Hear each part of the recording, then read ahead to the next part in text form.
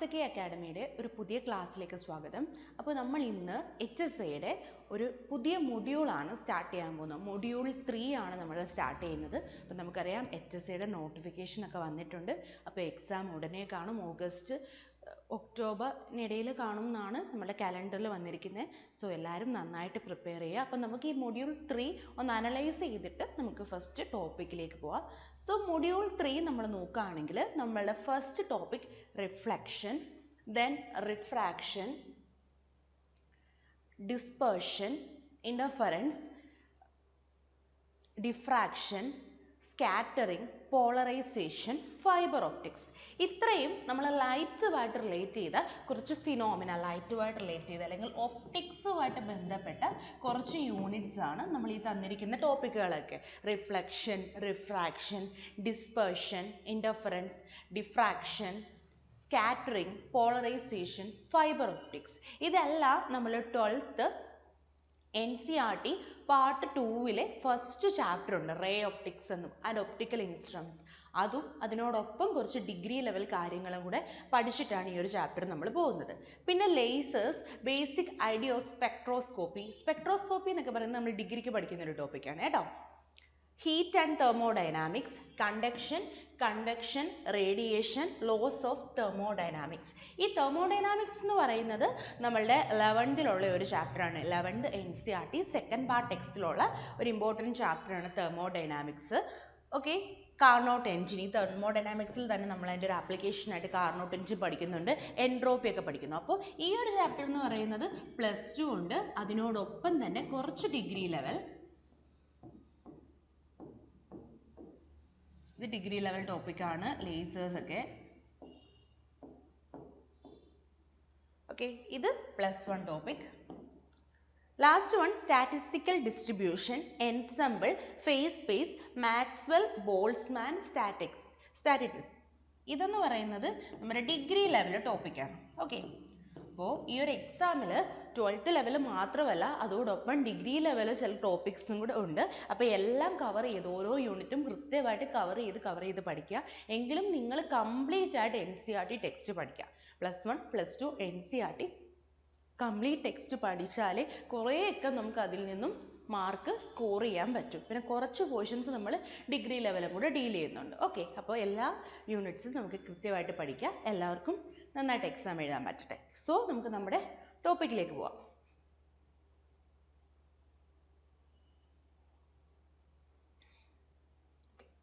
അപ്പോൾ നമ്മൾ പഠിക്കാൻ പോകുന്നത്, ഇന്നത്തെ നമ്മുടെ ക്ലാസ്സിൽ നമ്മൾ എന്തൊക്കെ പഠിക്കുന്നു എന്നുള്ളതാണ് നമ്മൾ ഈ ഒരു ഓവർവ്യൂയിലൂടെ കാണാൻ പോകുന്നത്. അപ്പോൾ നമ്മൾ ഇന്ന് എന്തൊക്കെയാണ് പഠിക്കുന്നതെന്ന് നോക്കാം. ഫസ്റ്റ് ടോപ്പിക് പ്രകാശികം, ദെൻ പ്രകാശം, നെക്സ്റ്റ് ടോപ്പിക് സമ്പർക്കമുഖത്തെ പ്രകാശത്തിൻ്റെ സ്വഭാവം, പ്രതിഫലന നിയമങ്ങൾ, ക്രമപ്രതിപതനവും വിരസിത പ്രതിപതനവും, സമതല ദർപ്പണങ്ങൾ, ഗോളീയ ദർപ്പണം, ഗോളീയ ദർപ്പണവുമായി ബന്ധപ്പെട്ട ചില സാങ്കേതിക പദങ്ങൾ, ദർപ്പണത്തിലെ പ്രതിബിംബ രൂപീകരണം. അപ്പോൾ ഇത്രയുമാണ് ഇന്നത്തെ ക്ലാസ്സിൽ നമ്മൾ മെയിനായിട്ട് പഠിക്കാൻ പോകുന്നത്. ഓക്കെ, അപ്പോൾ ഇത് എന്തൊക്കെയാണെന്ന് നമുക്ക് ക്ലിയർ ആയിട്ട് അടുത്ത വീഡിയോയിലൂടെ കണ്ട് എന്തൊക്കെയാണ് നമ്മുടെ ടോപ്പിക് എന്ന് മനസ്സിലാക്കാം. ഓക്കെ, ആദ്യം നമ്മൾ പഠിച്ചു ലൈറ്റുമായിട്ട് ബന്ധപ്പെട്ട അല്ലെ പ്രകാശവുമായി ബന്ധപ്പെട്ട കുറച്ച് കാര്യങ്ങളാണല്ലോ നമ്മളുടെ മൊഡ്യൂൾ 3 നമ്മൾ ആദ്യം പഠിക്കുന്നത്. അപ്പം നമുക്ക് ആദ്യം എന്താണ് പ്രകാശം, പ്രകാശത്തെക്കുറിച്ച് പഠിക്കുന്നതിനെ പറ്റിയും ഒക്കെ നമുക്ക് ഡീറ്റെയിൽഡ് ആയിട്ട് പഠിക്കണം. അപ്പം നമ്മൾ എപ്പോഴും കേൾക്കുന്ന ഒരു ടേമാണ് ഒപ്റ്റിക്സ്. ഒപ്റ്റിക്സിൻ്റെ മലയാളമാണ് പ്രകാശശാസ്ത്രം അഥവാ പ്രകാശികം. 2 ടേംസും ഉണ്ട് കേട്ടോ, ഇവിടെ കൊടുത്തിട്ടുണ്ട്. പ്രകാശശാസ്ത്രം അഥവാ പ്രകാശികം. മലയാളം ടേംസും എല്ലാം നന്നായിട്ട് പഠിച്ചിരിക്കുക, കാരണം എക്സാം മലയാളത്തിലാണ്. ഓക്കെ, നമ്മുടെ 80 മാർക്ക് സബ്ജക്റ്റ് മലയാളത്തിലായിരിക്കും, ബാക്കി 20 മാർക്സ് ഇംഗ്ലീഷിലായിരിക്കും, GK ഒക്കെ. പക്ഷേ സബ്ജക്റ്റ് മലയാളത്തിലായതുകൊണ്ട് നിങ്ങൾ എല്ലാ ടേംസും മലയാളം പഠിക്കുക. ആദ്യം കേൾക്കുമ്പോൾ ഒരു ഡിഫിക്കൽട്ട് ഉണ്ടായിരിക്കും. ഞാൻ മലയാളം ടേംസിനോടൊപ്പം ഇംഗ്ലീഷ് ടേമും കൂടെ കൊടുത്തിട്ടാണ് പോകുന്നത്, അപ്പോൾ നിങ്ങൾക്ക് പെട്ടെന്ന് മനസ്സിലാകാൻ പറ്റും. ഓക്കെ, അപ്പോൾ നോക്കിയേ, പ്രകാശത്തെ പറ്റിയുള്ള, പ്രകാശം എങ്ങനെ ഉൽപ്പാദിപ്പിക്കുന്നു അല്ലെങ്കിൽ പ്രകാശം എങ്ങനെ സഞ്ചരിക്കുന്നു, പ്രകാശത്തിൻ്റെ സ്വഭാവം എന്താണ്, ഇതിനെയൊക്കെ പറ്റി പഠിക്കുന്ന ഒരു ശാസ്ത്രമാണ് പ്രകാശശാസ്ത്രം അഥവാ പ്രകാശികം. നോക്കിയേ, പ്രകാശത്തിൻ്റെ സ്വഭാവ സവിശേഷതകളെക്കുറിച്ച് പഠിക്കുന്നു. പഠിക്കുന്ന ഭൗതിക ശാസ്ത്ര ശാഖയാണ് പ്രകാശശാസ്ത്രം അഥവാ പ്രകാശികം. അപ്പോൾ ഈ പ്രകാശശാസ്ത്രത്തിൽ എങ്ങനെയാണ് ലൈറ്റ് ഉത്ഭവിക്കുന്നത്, പ്രകാശം എങ്ങനെ ഉത്ഭവിക്കുന്നു, പ്രകാശം എങ്ങനെ സഞ്ചരിക്കുന്നു,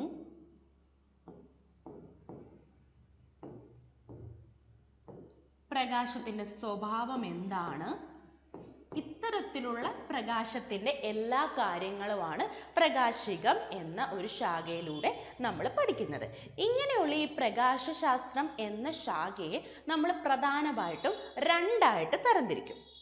ഓക്കെ, ഫസ്റ്റ് വൺ എന്ന് പറയുന്നത് രശ്മി പ്രകാശികം. ഫസ്റ്റ് വൺ രശ്മി പ്രകാശികം അല്ലെങ്കിൽ രശ്മി പ്രകാശശാസ്ത്രം അല്ലെങ്കിൽ റേ ഒപ്റ്റിക്സ്, ഇംഗ്ലീഷിൽ നമ്മൾ റേ ഒപ്റ്റിക്സ് എന്ന് പറയും. രണ്ടാമത്തെ ക്ലാസിഫിക്കേഷൻ എന്ന് പറയുന്നത് തരംഗ പ്രകാശികം അല്ലെങ്കിൽ വേവ് ഒപ്റ്റിക്സ്. ഓക്കെ, അപ്പോൾ ആദ്യത്തെ ക്ലാസിഫിക്കേഷൻ നമുക്കൊന്ന് നോക്കാം. രശ്മി പ്രകാശികം അല്ലെങ്കിൽ രശ്മി പ്രകാശശാസ്ത്രം അല്ലെങ്കിൽ റേ ഒപ്റ്റിക്സ്. ഓക്കെ, റേ എന്ന് പറഞ്ഞാൽ രശ്മിയാണോ നമ്മൾ കേട്ടിട്ടില്ലേ? ഓക്കെ, അത് വെച്ചിട്ടുള്ള മീനിങ് ആണ്. അപ്പം രശ്മി പ്രകാശികം പറയുന്നത് നമ്മളുടെ പ്രകാശത്തിൻ്റെ കണികാ സ്വഭാവത്തെ ആയിരിക്കും രശ്മി പ്രകാശശാസ്ത്രം അല്ലെങ്കിൽ റേ ഒപ്റ്റിക്സിലൂടെ നമ്മൾ പഠിക്കുന്നത്. പ്രകാശത്തിന് കണികാ സ്വഭാവം ഉണ്ടല്ലോ. അപ്പം നമുക്കറിയാം ഏതൊരു വികിരണം എടുത്താലും ഏതൊരു റേഡിയേഷൻ എടുത്താലും ആ വികിരണത്തിന് രണ്ട് സ്വഭാവമുണ്ട്. ഒന്നാമത്തത് കണികാ സ്വഭാവം അല്ലെങ്കിൽ പാർട്ടിക്കിൾ നേച്ചർ. കണികയാണ്, കണികാ സ്വഭാവം അല്ലെങ്കിൽ പാർട്ടിക്കിൾ നേച്ചർ. വേവ് നേച്ചർ അല്ലെങ്കിൽ തരംഗ സ്വഭാവം. അത്തരത്തിൽ രണ്ട് തരം നേച്ചറാണ്, രണ്ട് സ്വഭാവമാണ് ഏതൊരു വികിരണം നമ്മൾ എടുത്താലും. അപ്പോൾ ഈ വികിരണത്തിൽ പെട്ട ഒരാളാണല്ലോ നമ്മളുടെ പ്രകാശം. അപ്പോൾ പ്രകാശത്തിനും രണ്ട് സ്വഭാവം ഉണ്ട്. ഒന്നാമത്തത് കണികാ സ്വഭാവം. അതൊരു കണിക പോലെ ആക്ട് ചെയ്യും. അതായത് അത് എല്ലാ കണികകൾ, അതായത് കണികകൾ എന്ന് പറയുമ്പോൾ അതിനെന്ത് കാണും? അതിനകത്ത് ആറ്റം ഉണ്ട്, മോളിക്യൂൾ ഉണ്ട്, ഇലക്ട്രോൺ ഉണ്ട്, ന്യൂട്രോൺ ഉണ്ട്. ഇങ്ങനെയൊക്കെയുള്ള ഒരു കണികയായിട്ട് കണികകളുടെ സ്വഭാവം ഈ ലൈറ്റ് കാണിക്കുന്നു. ഓക്കെ, അപ്പോൾ ഈ കണികൾക്ക് ഉണ്ടാകുന്ന സ്വഭാവം എന്നൊക്കെ പറയുമ്പോൾ കണികകൾക്ക് മാസ് ഉണ്ട്, അതിന് പിണ്ഡമുണ്ട്, അല്ലെങ്കിൽ അതിനൊരു വെലോസിറ്റി ഉണ്ട്, അല്ലെങ്കിൽ പ്രവേഗമുണ്ട്, ആക്സിലറേഷൻ, ത്വരണം, ഇതെല്ലാം നമുക്ക് കണികകൾക്ക് നടക്കുന്നില്ലേ? അപ്പോൾ നമ്മളൊരു കണിക നോക്കിയാൽ കണികയ്ക്ക് പറഞ്ഞ എല്ലാ സ്വഭാവങ്ങളും കാണിക്കും. അപ്പോൾ കണികാ സ്വഭാവം എന്ന് പറഞ്ഞാൽ അതൊരു കണികകൾ പോലെ നമുക്ക് അറിയാവുന്ന അടിസ്ഥാന കണികകളായിട്ടുള്ള electron, proton, neutron, atom, molecule എന്നിവയെ പോലെ ബിഹേവ് ചെയ്യുന്നു, അല്ലെങ്കിൽ അതുപോലെ അത്തരത്തിലുള്ള സ്വഭാവം പ്രകടിപ്പിക്കുകയാണെങ്കിൽ അത് നമ്മൾ പറയും അത് പ്രകാശത്തിൻ്റെ കണികാ സ്വഭാവമാണ്. ഇനി നോക്കിയേ, പ്രകാശത്തിൻ്റെ തരംഗ സ്വഭാവം എന്ന് പറഞ്ഞാൽ പ്രകാശം ഒരു തരംഗത്തെ പോലെ ആക്ട് ചെയ്യുന്നു. ഇപ്പം നമുക്കറിയാം പ്രകാശം ഒരു തരംഗമായിട്ട് ഇങ്ങനെ സഞ്ചരിക്കാറില്ലേ? അപ്പോൾ അതാണ് പ്രകാശത്തിൻ്റെ തരംഗ സ്വഭാവം എന്ന് പറയുന്നത്. തരംഗത്തിൻ്റെ എല്ലാ ക്യാരക്ടറിസ്റ്റും ഒരു വേവ് ആകുമ്പോൾ ആ വേവിന് പലതരത്തിലുള്ള തരംഗത്തിന് പലതരത്തിലുള്ള ക്യാരക്ടേഴ്സ് ഉണ്ടല്ലോ. അതിന് ആയതി കാണും, ആംപ്ലിറ്റ്യൂഡ്. ഇപ്പോൾ ഇങ്ങനെ ഒരു തരംഗമാണെങ്കിൽ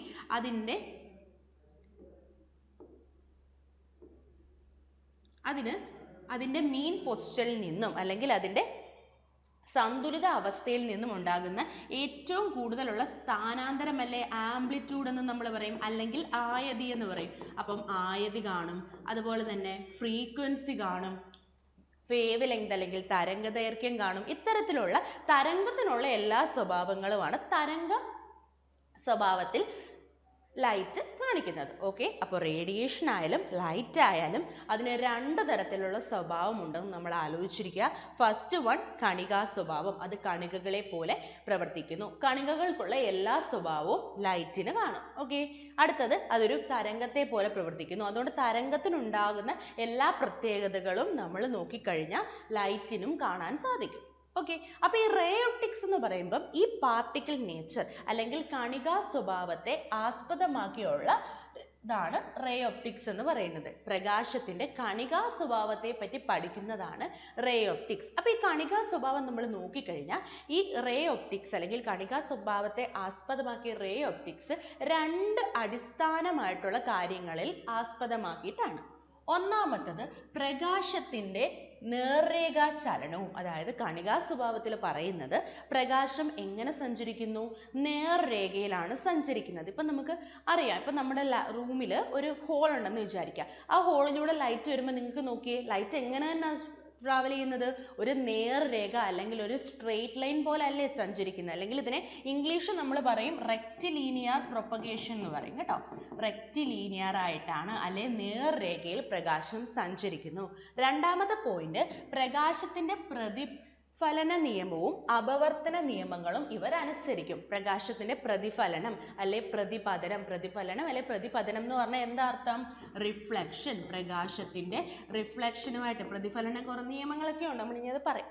പ്രകാശത്തിന്റെ പ്രതിഫലന നിയമത്തെയും പ്രകാശത്തിന്റെ അപവർത്തനം എന്ന് പറഞ്ഞാൽ റിഫ്രാക്ഷനെയും ഒക്കെ ആസ്പദമാക്കിയിട്ടാണ് നമ്മൾ റേ ഓപ്റ്റിക്സ് നമ്മൾ കൺസ്ട്രക്ട് ചെയ്തിരിക്കുന്നത്. ഓക്കെ, അപ്പോൾ റേ ഓപ്റ്റിക്സ് അല്ലെങ്കിൽ രശ്മി പ്രകാശികം എന്ന് പറയുന്നത് നമ്മളുടെ ലൈറ്റിൻ്റെ കണികാ സ്വഭാവത്തെ പറ്റി പഠിക്കുന്ന ഒരു ബ്രാഞ്ച് ഓഫ് ഒപ്റ്റിക്സ് ആണ്. അപ്പോൾ ഈ കണികാ സ്വഭാവത്തെ പഠിക്കുമ്പം ഇവർ അടിസ്ഥാനമായിട്ട് ഉപയോഗിക്കുന്നത് പ്രകാശം നേർരേഖയിൽ ചലിക്കുന്നു, അതിനോടൊപ്പം തന്നെ പ്രകാശം പ്രതിഫലന നിയമവും അപവർത്തന നിയമവും അനുസരിക്കുന്നു. ഇത് രണ്ടും അവർ ഒബേ ചെയ്യും. ഓക്കെ, ഇനി നോക്കി, ഇത്തരത്തിലുള്ള ഈ റേ ഓപ്റ്റിക്സ് അല്ലെങ്കിൽ നമ്മൾ ഈ രശ്മി പ്രകാശികം നമ്മൾ എവിടെയൊക്കെ അപ്ലൈ ചെയ്യുന്നു അല്ലെങ്കിൽ എവിടെയൊക്കെ ഉപയോഗിക്കുന്നു എന്ന് നമുക്ക് നോക്കാം. ദർപ്പണങ്ങളിലും ലെൻസിലെയും പ്രതിബിംബ രൂപീകരണം നമ്മൾ പഠിച്ചിട്ടുണ്ട്. ദർപ്പണങ്ങളിൽ ദർപ്പണം എന്ന് പറഞ്ഞാൽ മിററുകളിൽ ഇമേജ് ഉണ്ടാവുന്നത് അല്ലെ പ്രതിബിംബം രൂപീകരിക്കുന്നതിനെ പറ്റി നമ്മൾ പഠിച്ചിട്ടുണ്ട്. അതുപോലെ തന്നെ ലെൻസുകളിലും ഇമേജ് ഫോം ചെയ്യുന്നതിനെ പറ്റി നമ്മൾ പഠിച്ചിട്ടുണ്ട്. അപ്പോൾ ഈ രണ്ട് കേസിലും നമ്മൾ എന്ത് യൂസ് ചെയ്യും, അവിടെ എല്ലാം നമ്മൾ ഉപയോഗിക്കുന്നത് രശ്മി പ്രകാശികമാണ് അല്ലെങ്കിൽ റേ ഒപ്റ്റിക്സ് ആണ് നമ്മൾ യൂസ് ചെയ്യുന്നത്. അതുപോലെ തന്നെ ഇപ്പം നമ്മൾ ചില കണ്ടിട്ടില്ലേ പ്രകാശിക ചിത്രങ്ങൾ, അതായത് ലൈറ്റ് ഇമേജസിനകത്ത് അബറേഷൻസ് കാണും. അബറേഷൻ എന്ന് പറഞ്ഞാൽ വ്യതിചലനം, എന്തെങ്കിലും ഒരു മാറ്റമൊക്കെ ഫോം ചെയ്യും. അപ്പോൾ ഈ പ്രകാശ ചിത്രങ്ങളിൽ ഉണ്ടാകാറുള്ള ഇത്തരത്തിലുള്ള മാറ്റങ്ങളുണ്ടല്ലോ, വ്യതിചലനങ്ങളെ പറ്റി പഠിക്കുന്ന കേസിലും നമ്മൾ റേ ഓപ്റ്റിക്സ് ആണ് ഉപയോഗിക്കുന്നത്. കൂടാതെ ഇപ്പോൾ പ്രകാശിക ഉപകരണങ്ങളുണ്ടല്ലോ, പ്രകാശത്തിൻ്റെ ഹെൽപ്പോട് കൂടി വർക്ക് ചെയ്യുന്ന ഉപകരണങ്ങൾ കാണുമല്ലോ, അത്തരത്തിലുള്ള ഉപകരണങ്ങളിലും നമ്മൾ അതിൻ്റെ രൂപകൽപ്പനയ്ക്കും അവർ പ്രവർത്തിക്കുമ്പോഴും നമ്മൾ എന്തുപയോഗിക്കും, റേ ഒപ്റ്റിക്സ് ഉപയോഗിക്കും. ഓക്കെ, അപ്പോൾ റേ ഒപ്റ്റിക്സ് എന്താണെന്ന് മനസ്സിലായല്ലോ. റേ ഒപ്റ്റിക്സ് എന്ന് പറയുന്നത് പ്രകാശത്തിൻ്റെ കണികാ സ്വഭാവത്തെ ആസ്പദമാക്കിയിട്ടുള്ള ഒരു ഒപ്റ്റിക്സിൻ്റെ ബ്രാഞ്ചാണ്. ഇവർ രണ്ട് കാര്യങ്ങൾ എപ്പോഴും ഒബേ ചെയ്യുമെന്ന് ആലോചിക്കുക. പ്രകാശം നേർരേഖയിൽ ചലിക്കുന്നു, അതുപോലെ തന്നെ പ്രകാശത്തിൻ്റെ അപവർത്തന നിയമങ്ങളും പ്രതിഫലന നിയമവും ഇവരനുസരിക്കും. ഇവരെ നമ്മൾ എവിടെയൊക്കെ ഉപയോഗിക്കുമെന്ന് ചോദിച്ചാൽ ലെൻസിലും ദർപ്പണങ്ങളിലും ഒക്കെ ഉണ്ടാകുന്ന ഇമേജ് ഫോർമേഷൻ്റെ കേസിൽ നമ്മൾ ഇവരെ യൂസ് ചെയ്യും. അതുപോലെ തന്നെ ഈ ലൈറ്റ് ഇമേജസ്, അതായത് പ്രകാശ ചിത്രങ്ങളിൽ ഉണ്ടാകുന്ന കുറച്ച് വ്യതിചലനങ്ങളുണ്ടല്ലോ, അത് പഠിക്കാൻ വേണ്ടി നമ്മൾ ഈ റേ ഒപ്റ്റിക്സ് ആണ് യൂസ് ചെയ്യുന്നത്. പിന്നെ നമ്മൾ പ്രകാശത്തിൻ്റെ ഹെൽപ്പോടുകൂടി വർക്ക് ചെയ്യുന്ന ഉപകരണങ്ങളുണ്ടല്ലോ, അപ്പോൾ ആ പ്രകാശത്തിൻ്റെ ഹെൽപ്പോട് കൂടി വർക്ക് ചെയ്യുന്ന ഉപകരണങ്ങൾ എങ്ങനെ വർക്ക് ചെയ്യുന്നു എന്ന് പഠിക്കാനും ആ ഉപകരണങ്ങളെ നിർമ്മിക്കാനും എല്ലാം നമ്മൾ എന്തുപയോഗിക്കും, റേ ഒപ്റ്റിക്സ് ഉപയോഗിക്കും. ഓക്കെ, ഇനി നമ്മൾ പഠിക്കാൻ പോകുന്നത് തരംഗ പ്രകാശികം. പേരിൽ തന്നെ ഉണ്ട്. അപ്പം നമ്മൾ പഠിച്ചായിരുന്നു ലൈറ്റിന് രണ്ട് തരത്തിലുള്ള സ്വഭാവമുണ്ട്, കണികാ സ്വഭാവമുണ്ട്, തരംഗ സ്വഭാവമുണ്ട്. അപ്പം പേരിലുള്ള തരംഗ പ്രകാശികം എന്തായിരിക്കും പഠിക്കുന്നത്, പ്രകാശത്തിൻ്റെ തരംഗ സ്വഭാവത്തെ പറ്റി പഠിക്കുന്നതാണ് തരംഗ പ്രകാശികം. അപ്പം പ്രകാശം എങ്ങനെ ഒരു തരംഗത്തെ പോലെ പ്രവർത്തിക്കുന്നു എന്ന് നോക്കും, തരംഗത്തിനുള്ള സ്വഭാവങ്ങൾ എന്തൊക്കെയാണ് പ്രകാശത്തിനുള്ളത്, ഇതൊക്കെ പറ്റി പഠിക്കുന്ന ഒരു ബ്രാഞ്ച് ഓഫ് ഒപ്റ്റിക്സ് ആണ് വേവ് ഒപ്റ്റിക്സ് അല്ലെങ്കിൽ തരംഗ പ്രകാശികം. ഓക്കെ, അപ്പോൾ ഇവർ മെയിനായിട്ടും ഇവർ എന്തിൻ്റെയൊക്കെ അടിസ്ഥാനത്തിലാണ് ഈ വേവ് ഒപ്റ്റിക്സ് പ്രവർത്തിക്കുന്നത് എന്ന് ചോദിച്ചാൽ നമുക്ക് പറയാം വിഭങ്കനം, ഡിഫ്രാക്ഷൻ, ഓക്കെ, വ്യതികരണം, ഇൻ്റർഫറൻസ്, പ്രകാശത്തിൻ്റെ ധ്രുവീകരണം അല്ലെങ്കിൽ പോളറൈസേഷൻ ഓഫ് ലൈറ്റ്. ഇതൊന്നും ഇപ്പം ഞാൻ എക്സ്പ്ലെയിൻ ചെയ്യുന്നില്ല കേട്ടോ, കാരണം നിങ്ങളിപ്പോൾ ജസ്റ്റ് പേര് പഠിച്ചാൽ മതി. നമ്മൾ കുറച്ച് കഴിയുമ്പോൾ ഇതെല്ലാം ഇൻഡെപ്ത് ആയിട്ട് പഠിക്കുന്നുണ്ട്, അപ്പം നിങ്ങൾക്ക് നല്ല ക്ലിയർ ആയിട്ട് മനസ്സിലാവും. അപ്പം ഇപ്പം നമ്മൾ ജസ്റ്റ് പേര് ഓർത്ത് വെക്കുക, ഏതൊക്കെ ഏതിൻ്റെ കീഴിൽ വരുന്നു എന്ന് മാത്രം ഓർത്ത് വെക്കുക. പിന്നീട് നമുക്ക് ഓരോ ഫിനോമിനെയും നല്ല ക്ലിയർ ആയിട്ട് പഠിക്കാം. ഓക്കെ, അപ്പോൾ തരംഗ പ്രകാശികം വേവ് ഒപ്റ്റിക്സ് എന്ന് പറയുന്നത് പ്രകാശത്തിൻ്റെ തരംഗ സ്വഭാവത്തെ ആസ്പദമാക്കിയാണ് പ്രവർത്തിക്കുന്നത്. അപ്പോൾ ഇവരുടെ അടിസ്ഥാനം നമ്മൾ നോക്കിക്കഴിഞ്ഞാൽ പ്രധാനമായിട്ടും 3 ഫിനോമിനയാണ് ഇവരുടെ അടിസ്ഥാനമായിട്ട് വരുന്നത്. ഒന്നാമത്തത് വിഭങ്കനം എന്ന് പറഞ്ഞാൽ ഡിഫ്രാക്ഷൻ. രണ്ടാമത്തത് വ്യതികരണം അല്ലെങ്കിൽ ഇൻഡഫറൻസ്. മൂന്നാമത്തത് പ്രകാശത്തിൻ്റെ ധ്രുവീകരണം അല്ലെ ലൈറ്റിൻ്റെ പോളറൈസേഷൻ. ഇതിനെ ബേസ് ചെയ്തുകൊണ്ടാണ് വേവ് ഒപ്റ്റിക്സ് അല്ലെങ്കിൽ തരംഗ പ്രകാശികം പ്രവർത്തിക്കുന്നത്. ഓക്കെ, അപ്പോൾ ഇത്രയും നമ്മൾ ജസ്റ്റ് ഒപ്റ്റിക്സ് എന്താണ്, ഒപ്റ്റിക്കിൻ്റെ ക്ലാസിഫിക്കേഷൻസ് എന്തൊക്കെയാണെന്നാണ് നമ്മൾ നോക്കിയത്. ഇനി നമ്മൾ പഠിക്കാൻ പോകുന്നത് പ്രകാശം അല്ലെ ലൈറ്റിനെ പറ്റിയാണ് നമ്മൾ പഠിക്കാനായിട്ട് പോകുന്നത്. അപ്പം ലൈറ്റ് നോക്കിയേ. ലൈറ്റ് എന്ന് പറയുന്നത് ഇലക്ട്രോ മാഗ്നറ്റിക് റേഡിയേഷൻ അല്ലെങ്കിൽ വൈദ്യുത കാന്തിക സ്പെക്ട്രത്തിലെ ഒരു തരത്തിലുള്ള തരംഗമാണ് പ്രകാശം എന്ന് പറയുന്നത്. അപ്പോൾ നമുക്ക് എന്താണ് ഇലക്ട്രോ മാഗ്നറ്റിക് റേഡിയേഷൻ അല്ലെ ഇലക്ട്രോ മാഗ്നറ്റിക് വൈദ്യുത കാന്തിക സ്പെക്ട്രം എന്താണെന്ന് നോക്കാം. അപ്പോൾ ഈ വൈദ്യുത കാന്തിക സ്പെക്ട്രം എന്ന് പറഞ്ഞാൽ വൈദ്യുത കാന്തിക തരംഗങ്ങൾ അല്ലെങ്കിൽ ഇലക്ട്രോ മാഗ്നറ്റിക് വേവ്സ് എന്ന് പറയുന്ന ഒരു തരം വേവ് ഉണ്ട്. ഇത്തരത്തിലുള്ള ഇലക്ട്രോ മാഗ്നറ്റിക് വേവിൻ്റെ പ്രത്യേകത അവർക്ക് സഞ്ചരിക്കാൻ മീഡിയം മാധ്യമത്തിൻ്റെ ആവശ്യമില്ല. മാധ്യമം ആവശ്യം ഇല്ലാത്ത വേവിനെ നമ്മൾ വിളിക്കുന്ന പേരാണ് EM വേവ് അല്ലെങ്കിൽ ഇലക്ട്രോ മാഗ്നറ്റിക് വേവ്, വൈദ്യുത കാന്തിക തരംഗങ്ങൾ എന്ന് പറയുന്നത്. അപ്പോൾ അവർക്ക് സഞ്ചരിക്കാൻ മാധ്യമത്തിൻ്റെ ആവശ്യമില്ല. അപ്പോൾ ഈ EM വേവുകൾ നമ്മൾ ഒന്നെങ്കിൽ അവരുടെ ഫ്രീക്വൻസിയുടെ ഓർഡറിൽ അല്ലെങ്കിൽ വേവ് ലെങ്തിൻ്റെ ഓർഡറിൽ നമ്മൾ EM വേവ്സിനെ അറേഞ്ച് ചെയ്യാറുണ്ട്. അപ്പോൾ EM വേവ്സിൻ്റെ ഓർഡർ ഒന്ന് ഞാൻ എഴുതാവേ. EM വേവിൻ്റെ സ്പെക്ട്രമായിട്ട് എഴുതുന്നത്.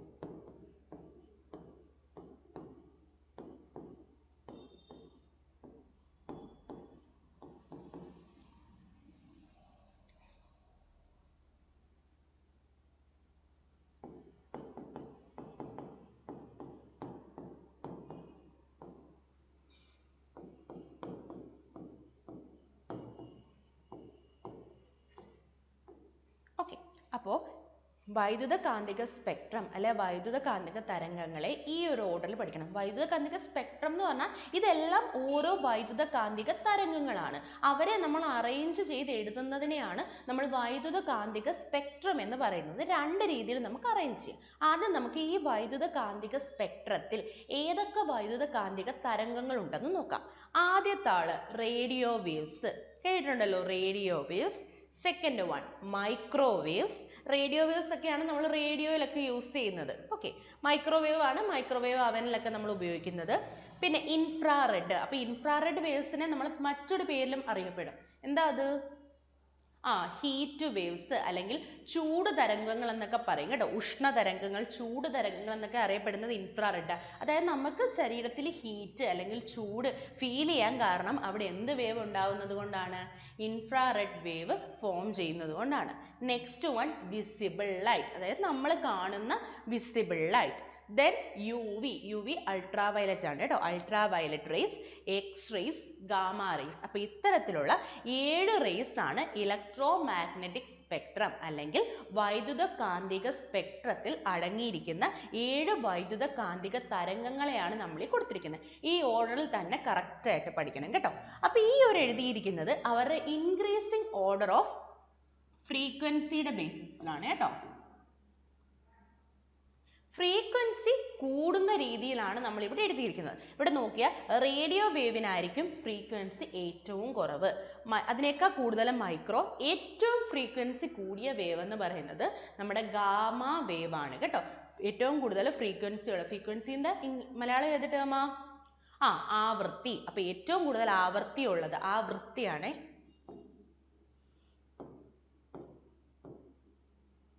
ഓക്കെ, അപ്പോൾ ഏറ്റവും കൂടുതൽ ഫ്രീക്വൻസി ഉള്ള അല്ലെ ആവൃത്തിയുള്ള ഇലക്ട്രോ മാഗ്നറ്റിക് തരംഗം എന്ന് ചോദിച്ചാൽ നമ്മൾ പറയണം ഗാമ റേ ആണ്. അപ്പോൾ ഏറ്റവും കുറഞ്ഞ ഫ്രീക്വൻസി അല്ലെ ഏറ്റവും കുറഞ്ഞ ആവൃത്തിയുള്ള തരംഗം ഏതാണ്? റേഡിയോ വേവ് ആണ്. ഓക്കെ, ഇനി നമ്മൾ വേവ് ലെങ്തിൻ്റെ ടേമിൽ പറയാം. വേവ് ലെങ്ത് എന്ന് പറഞ്ഞാൽ തരംഗ ദൈർഘ്യം. തരംഗ ദൈർഘ്യം നിങ്ങൾക്ക് അറിയാമല്ലോ. ഇപ്പോൾ ഒരു തരംഗം ഒരു വേവ് എടുത്ത് കഴിഞ്ഞാൽ ആ വേവിൻ്റെ ഒരു വേവ് പൂർണ്ണമായിട്ടും സഞ്ചരിക്കുന്ന ദൂരമാണ് തരംഗ ദൈർഘ്യം. ഓക്കെ, അപ്പോൾ ഈ തരംഗ ദൈർഘ്യത്തെ നമ്മൾ ലാംഡ കൊണ്ട് റെപ്രസെന്റ് ചെയ്യുന്നത്, ലാംഡ. അപ്പോൾ നമ്മൾ വേവ് ലെങ്തിൻ്റെ ഓർഡറിൽ എഴുതി കഴിഞ്ഞാൽ ഈ ഓർഡറിൽ നോക്കുമ്പം ഇവിടെ ഫ്രീക്വൻസി കൂടുതൽ, അപ്പോൾ ഇതിന് വേവ് ലെങ്ത് കുറവാണ്. ഫ്രീക്വൻസി കൂടുതലായിരിക്കും, വേവ് ലെങ്ത് കുറവായിരിക്കും. അപ്പം വേവ് ലെങ്ത് ഏറ്റവും കൂടുതൽ ആർക്കായിരിക്കും? ഗാമയ്ക്കാണ് ഏറ്റവും കൂടുതൽ വേവ് ലെങ്ത്, ഏറ്റവും വേവ് ലെങ്ത് കൂടിയത്. ഇവിടെ നമ്മൾ എഴുതുന്നത്, ഇവിടെ ഇങ്ങോട്ട് എഴുതുന്നത് ഫ്രീക്വൻസിയുടെ ഇൻക്രീസിങ് ഓർഡർ അല്ലെങ്കിൽ ആവൃത്തി കൂടി വരുന്ന രീതിയിൽ നമ്മൾ ഇങ്ങോട്ട് എഴുതും. ഇവിടെ നിന്ന് ഇങ്ങോട്ട് എഴുതുന്നതെന്ന് പറഞ്ഞാൽ എന്താ? ഇവിടെ നിന്ന് ഇങ്ങോട്ട് എഴുതുന്നത് എന്ത് കൂടി വരുമെന്ന് നമ്മൾ കണ്ടേ? തരംഗ ദൈർഘ്യം അല്ലേ? തരംഗ ദൈർഘ്യം കൂടി വരുന്ന ഓർഡറിലാണ് ഇങ്ങോട്ട് എഴുതുന്നത്. അപ്പം 2 ഓർഡറിൽ എഴുതാനും പഠിക്കുക. ഓക്കെ, എപ്പോഴും ഇങ്ങനെ ആലോചിച്ച് നോക്കണം. ഒരാൾ ഓർത്ത് അതിന് ഓപ്പോസിറ്റ് ആണ് അടുത്തതെന്ന് ആലോചിച്ചാൽ മതി. അതായത് നമ്മളിപ്പോൾ റേഡിയോ വേവ് നോക്കിക്കഴിഞ്ഞാൽ റേഡിയോ വേവിന് ഫ്രീക്വൻസി ഇങ്ങനെയാണ് കേട്ടോ റെപ്രസെൻറ്റ് ചെയ്യുന്നത്. റേഡിയോ വേവ് നോക്കിക്കഴിഞ്ഞാൽ റേഡിയോ വേവിന് ഫ്രീക്വൻസി കുറവാണ്, അതേസമയം അതിൻ്റെ വേവ് ലെങ്ത് അല്ലെങ്കിൽ തരംഗ ദൈർഘ്യം എന്തായിരിക്കും? കൂടുതലായിരിക്കും. ഓപ്പോസിറ്റ് ആണ് രണ്ടും. നമ്മൾ പഠിച്ചു വെക്കുക. ഫ്രീക്വൻസിയും വേവ് ലെങ്തും ഓപ്പോസിറ്റ് ആയിരിക്കും, ആവർത്തിയും തരംഗ ദൈർഘ്യവും ഓപ്പോസിറ്റ് ആയിട്ടായിരിക്കും. അപ്പോൾ ഏറ്റവും കൂടുതൽ ഫ്രീക്വൻസി അല്ലെങ്കിൽ ആവർത്തിയുള്ള ഇലക്ട്രോ മാഗ്നറ്റിക് തരംഗം എന്ന് ചോദിച്ചാൽ നമ്മൾ പറയണം ഗാമ. ഓക്കെ, അപ്പോൾ ഈ ഒരു സ്പെക്ട്രം മനസ്സിലായോ? ഇതിനകത്ത് 7 വൈദ്യുത കാന്തിക തരംഗങ്ങൾ ഉണ്ടെന്ന് നിങ്ങൾക്ക് മനസ്സിലായല്ലോ. അപ്പോൾ ഇത്തരത്തിലുള്ള ഈ 7 വൈദ്യുത കാന്തിക തരംഗങ്ങളിൽ ഉള്ള ഒരാളാണ് നമ്മളുടെ പ്രകാശം. അപ്പോൾ ഈ 7 ഇലക്ട്രോ മാഗ്നറ്റിക് വേവ് ഉണ്ടെങ്കിലും നമുക്ക് കാണാൻ പറ്റുന്ന, നമുക്ക് കണ്ണുകൊണ്ട് കാണാൻ പറ്റുന്ന ഒരേ ഒരു വേവേ ഉള്ളൂ. അതേതാ? നമ്മളുടെ വിസിബിൾ ലൈറ്റ്. വിസിബിൾ ലൈറ്റ് എന്ന് പറഞ്ഞാൽ കാണാൻ പറ്റുന്ന ലൈറ്റ് എന്നുള്ള രീതിയിലാട്ടോ പറഞ്ഞിരിക്കുന്നത്. അതായത് പ്രകാശം നമുക്ക് ഈ ഇലക്ട്രോ മാഗ്നറ്റിക് വേവുകളിൽ അല്ലെങ്കിൽ വൈദ്യുത കാന്തിക തരംഗങ്ങളിൽ നമ്മുടെ കണ്ണുകൊണ്ട് കാണാൻ കഴിയുന്ന ഏക വൈദ്യുത കാന്തിക തരംഗം എന്ന് ചോദിച്ചാലും നിങ്ങൾ പറയണം അത് പ്രകാശമാണ്. ഇനി ഈ പ്രകാശത്തിൻ്റെ വേവ് ലെങ്ത് നിങ്ങൾ പഠിച്ചു വെക്കുക. തരംഗ ദൈർഘ്യം നോക്കിയേ, 400 നാനോമീറ്റർ മുതൽ 750 നാനോമീറ്റർ വരെയാണ് വരുന്നത്. 400 നാനോമീറ്റർ തൊട്ട് 750 നാനോമീറ്റർ. 2 രീതിയിൽ നിങ്ങളുടെ ടെക്സ്റ്റിൽ കൊടുത്തിട്ടുണ്ട് കേട്ടോ. ഈ 400 നാനോമീറ്റർ ടു 750 നാനോമീറ്ററിന് dual nature of matter and റേഡിയേഷനിൽ കൊടുത്തിട്ടുണ്ട്. പക്ഷേ ഈ ചാപ്റ്ററിൽ കൊടുത്തിരിക്കുന്നത് ആംസ്ട്രോങ്ങിലും കൊടുത്തിട്ടുണ്ട്. 4000 ആംസ്ട്രോങ് മുതൽ 7500 ആംസ്ട്രോങ് വരെയാണ് ഇതിൻ്റെ വേവ് ലെങ്ത് കേട്ടോ. വേവ് ലെങ്തിൻ്റെ ലാംഡ എന്നുള്ള റെപ്രസെൻറ്റ് ചെയ്യുന്നു. ഓക്കെ, അപ്പോൾ ഈ നാനോമീറ്ററും ആംസ്ട്രോങ്ങും ഒക്കെ നിങ്ങൾക്ക് ഓൾറെഡി അറിയാലോ. നാനോമീറ്റർ, ആംസ്ട്രോങ് എന്നൊക്കെ പറയുന്നത് ഒരു ചെറിയ ക്വാണ്ടിറ്റി ആണ് കേട്ടോ. ഒരു നാനോമീറ്റർ എന്ന് വെച്ചാൽ 10⁻⁻9 മീറ്റർ ആണ്. ഒരു നാനോമീറ്റർ 10⁻⁻9 മീറ്റർ. അപ്പോൾ ഈ 400 നാനോമീറ്റർ എന്ന് വെച്ചാൽ എന്താ?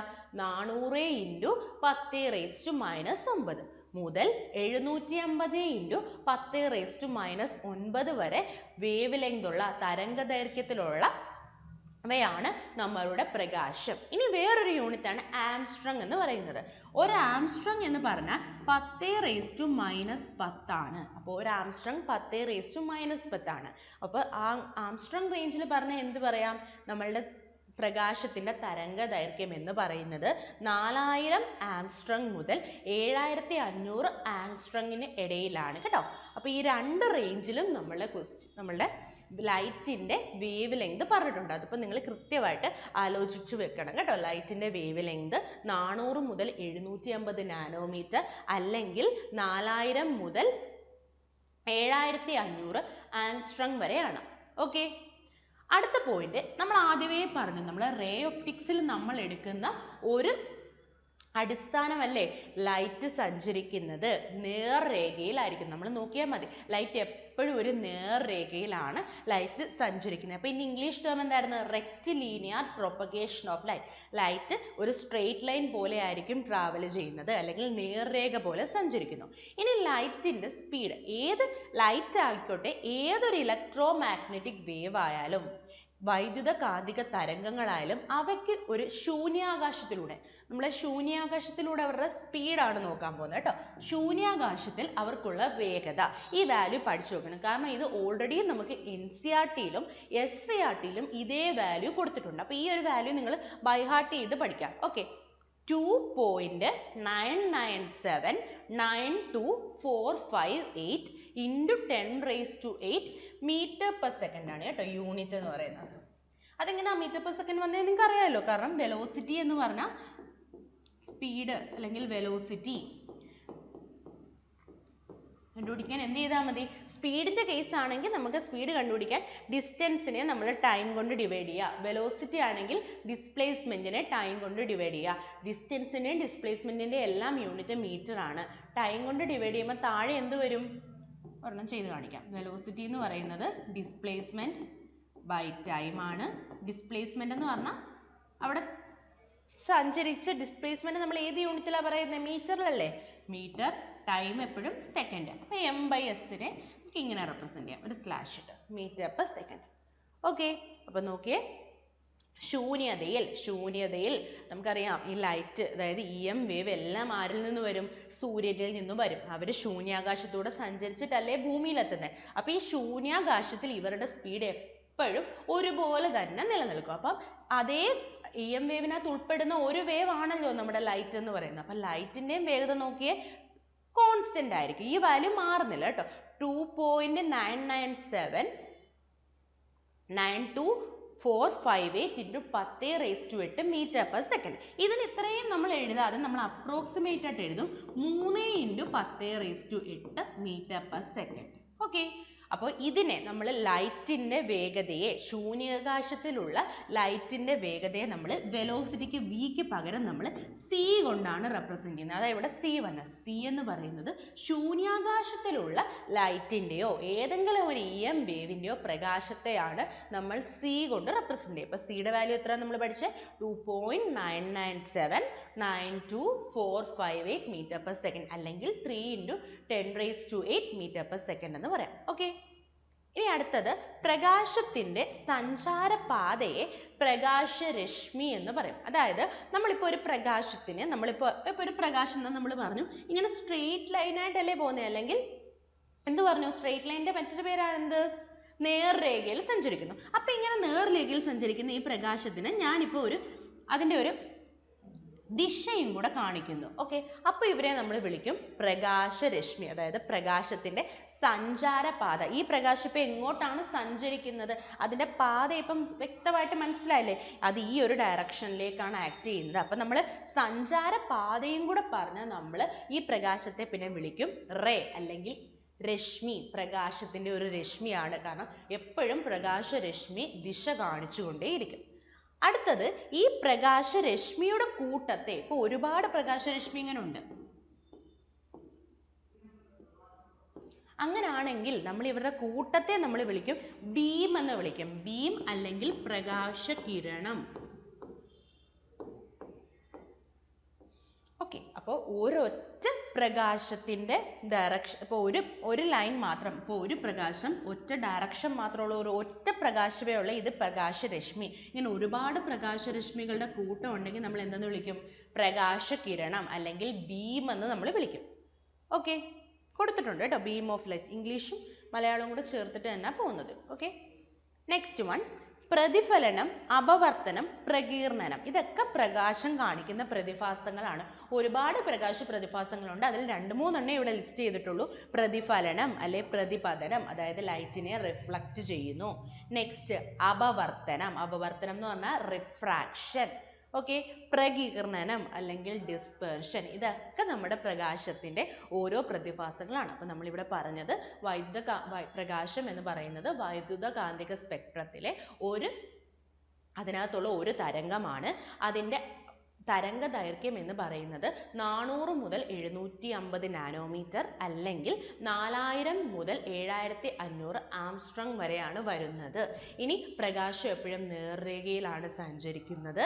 പ്രകാശത്തിന് ശൂന്യാകാശത്തിൽ അല്ലെങ്കിൽ ശൂന്യതയിൽ ഉള്ള വേഗത, പ്രകാശം മാത്രമല്ല ഏതൊരു EM വേവിനും ശൂന്യതയിലുള്ള വേഗത എന്ന് പറയുന്നത് സി കൊണ്ടാണ് നമ്മൾ റെപ്രസെൻറ്റ് ചെയ്യുന്നത്. അതിൻ്റെ value 2.99792458 into 10⁻⁸ metre per second ആണ്. ഇതിനെ നമുക്ക് അപ്രോക്സിമേറ്റ് ചെയ്ത് 3 × 10⁻⁸ മീറ്റർ പെർ സെക്കൻഡ് എന്ന് എഴുതാം. ഓക്കെ, ഇനി പ്രകാശത്തിന് ഏതെങ്കിലും ഒരു ത്തിനെ നമ്മൾ അതിൻ്റെ സഞ്ചാരപാത അല്ലെങ്കിൽ ദിശയും കൂടെ നമ്മൾ സൂചിപ്പിച്ച അവരെ നമ്മൾ വിളിക്കും പ്രകാശരശ്മി. ഇത്തരത്തിലുള്ള പ്രകാശരശ്മികളുടെ കൂട്ടത്തെ നമ്മൾ വിളിക്കും പ്രകാശകിരണം. ഇനി പ്രകാശം പലതരത്തിലുള്ള പ്രതിഭാസങ്ങളും നമുക്ക് ചുറ്റും കാണിക്കാറുണ്ട്. അതിന് ഉദാഹരണമാണ് പ്രതിഫലനം, അപവർത്തനം, പ്രകീർണനം തുടങ്ങിയവ. ഓക്കെ, ഇനി സമ്പർക്ക മുഖത്തെ പ്രകാശത്തിൻ്റെ സ്വഭാവത്തെ പറ്റിയാണ് നമ്മൾ പഠിക്കാൻ പോകുന്നത്. അതായത് നമുക്കറിയാം നമ്മുടെ ചുറ്റും ഒരുപാട് മാധ്യമങ്ങളുണ്ട്. അപ്പം മാധ്യമം എന്ന് പറഞ്ഞാൽ ഇപ്പം നമ്മൾ ഒന്നാമത്തെ ഒരു മാധ്യമമാണ് ഈ വായു ഒരു മാധ്യമമാണ്. കാരണം നമ്മളിപ്പം വായു നോക്കിയാൽ വായുവിൻ്റെ ഓരോ ഭാഗത്തും എല്ലായിടവും ഏകദേശം ഒരുപോലെ ഇരിക്കുകയാണ്. അപ്പോൾ ഇതൊരു മാധ്യമമാണ്, വായു ഒരു മാധ്യമമാണ്. ജലം, നമ്മൾ ജലം നോക്കിയ ഏത് ജലത്തിൻ്റെ ഒരു ഭാഗം എടുത്താലും ഏകദേശം എല്ലാം ഒരുപോലല്ലേ ഇരിക്കുന്നതിൻ്റെ എല്ലാ സ്വഭാവവും എല്ലാം ഒരുപോലെ ഇരിക്കും. അപ്പോൾ അതൊരു മാധ്യമമാണ്. അതുപോലെ തന്നെ നമ്മുടെ ഇപ്പം ഒരു കസേര എടുക്കുന്നു, അതൊരു മാധ്യമമാണ്.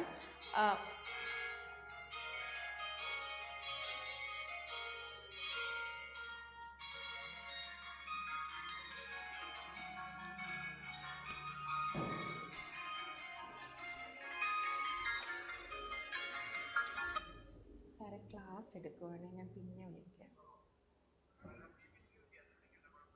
ശരി.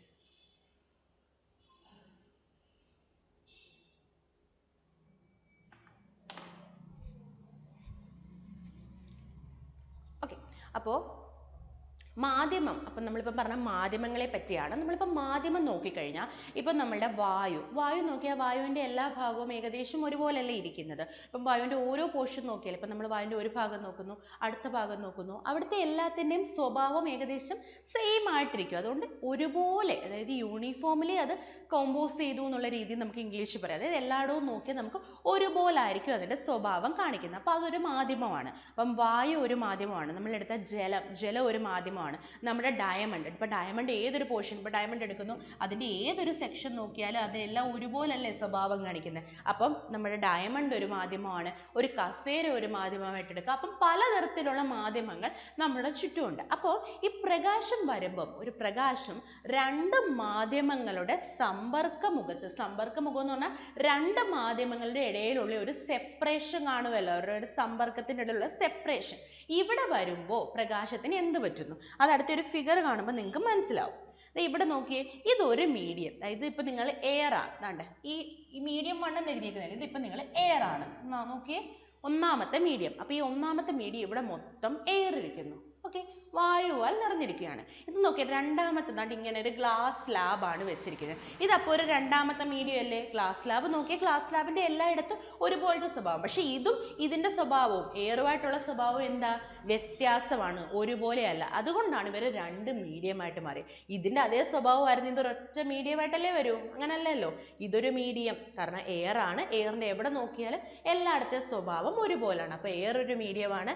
അടുത്തത് ഒരു ഗ്ലാസ് സ്ലാബ് അല്ലെങ്കിൽ ഒരു സ്ലാബ് എടുക്കുന്നു. അപ്പോൾ അത് വേറൊരു മീഡിയമാണ്. കാരണം ഗ്ലാസ് സ്ലാബിൻ്റെ എല്ലായിടവും ഒരുപോലാണ്, ഒരേ സംഭവങ്ങൾ കൊണ്ട് നിർമ്മിച്ചിരിക്കുന്ന പോലെ ഒരേ സ്വഭാവം കാണിക്കും. അപ്പോൾ ഇത് മറ്റൊരു മീഡിയം. അപ്പോൾ ഇവരെ രണ്ടുപേരും എന്താ നോക്കി, ഈ മീഡിയത്തിൻ്റെയും സമ്പർക്ക മുഖമായിട്ട് വരുന്നത് ഇവിടെ അല്ലേ അതിൻ്റെ ഒരു സമ്പർക്ക മുഖം. കാരണം ഇവിടെ തൊട്ട് മുകളിൽ എയർ ഉണ്ട്, തൊട്ട് താഴെ ആ ഇതിപ്പോൾ നമ്മളൊരു ഗ്ലാസ് സ്ലാബ് എടുത്താൽ അതിൻ്റെ മെറ്റീരിയൽ ഗ്ലാസ് അല്ലേ. അപ്പോൾ ഈ മീഡിയം നമുക്ക് ഗ്ലാസ് ആയിട്ട് പറയാം. അപ്പോൾ രണ്ട് മീഡിയത്തിൻ്റെ ഒരു സമ്പർക്ക മുഖത്തിന് നമുക്ക് വരുന്ന ലൈറ്റിന് അല്ലെ പ്രകാശത്തിന് എന്ത് സംഭവിക്കുന്നു എന്നാണ് നമ്മളിനി പഠിക്കാൻ പോകുന്നത്. അത് നോക്കിയേ, ഒരു മാധ്യമത്തിൽ സഞ്ചരിക്കുന്ന പ്രകാശം രണ്ടാമത്തെ മാധ്യമത്തിൻ്റെ സമ്പർക്ക മുഖത്തെത്തുമ്പോൾ എന്ത് മാറ്റം സംഭവിക്കുന്നു? രണ്ടാമത്തെ മാധ്യമത്തിൻ്റെ സമ്പർക്ക മുഖത്തെത്തുമ്പോൾ എന്താണ് ഈ പ്രകാശത്തിനൊരു മാറ്റം സംഭവിക്കുന്നത്? അത് നമ്മൾ എപ്പോഴും അറിഞ്ഞിരിക്കണം. അത് അങ്ങനെയാണ് നമ്മൾ ഓരോ ഫിനോമിനയും പഠിക്കാനായിട്ട് പോകുന്നത്. അപ്പം നോക്കി, ആദ്യം ഈ നമ്മൾ അതൊന്ന് നോക്കാം. ഒരു വരുന്ന രശ്മിയെ നമ്മൾ വിളിക്കുന്ന പേരാണ്. ഒരു മീഡിയത്തിലേക്ക് ഇപ്പോൾ ഒരു രശ്മി വരികയാണ്. ഓക്കെ, ഇതിപ്പോൾ ഒരൊറ്റ മീഡിയം. ഓക്കെ, ഇവിടത്തേക്ക് ഒരു വരുന്ന രശ്മിയെ നമ്മൾ വിളിക്കും പതനരശ്മി. ഓക്കെ, ഇൻസിഡന്റ് റേ എന്ന് ഇംഗ്ലീഷിൽ പറയും. Incident ray.